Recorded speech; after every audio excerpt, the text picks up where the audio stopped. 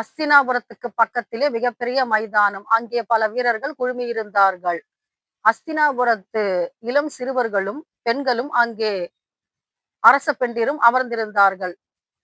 வில்வித்தைக்கான பயிற்சி களம். அங்கே தங்களுடைய வித்தையை காண்பித்துக் கொண்டிருந்தார்கள். அதிலே அர்ஜுனனுடைய வில்வித்தையை பார்த்து அத்தனை பேரும் கைத்தட்டி ஆரவாரித்துக் கொண்டிருந்தார்கள்.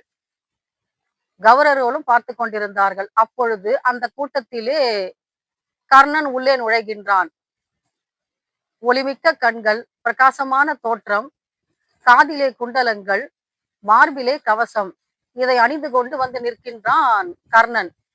அப்பொழுது துரியோதனனுக்கு ஒரு கேள்வி எழுகின்றது. இவன் யார் அப்படின்னு தெரிந்து கொள்கின்றான். இவன் அதிரதனுடைய வளர்ப்பு பிள்ளை என்று. ஆனால் இவன் வில்வித்தையிலே மிகச்சிறந்த வீரனாக இருக்க வேண்டும் என்ற எண்ணத்திற்கு வருகின்றான்.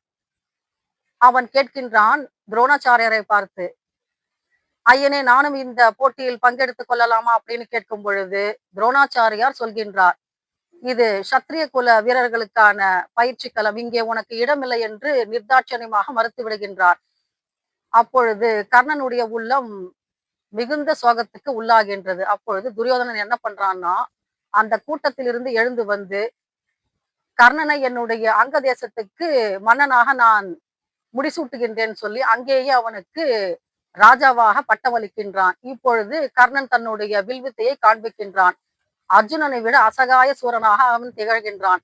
அவன் என்ன வித்தையை காட்டினானோ அதை விட பிரமாதமாக அவன் செய்து காட்டுகின்றான். கூட்டத்தினர் ஆர்ப்பரிக்கிறார்கள். துரியோதனன் நிச்சயம் செய்து கொள்கின்றான், அர்ஜுனனுக்கு சமமான ஒரு வில்லாளி உண்டு என்று சொன்னால் அது கர்ணன்.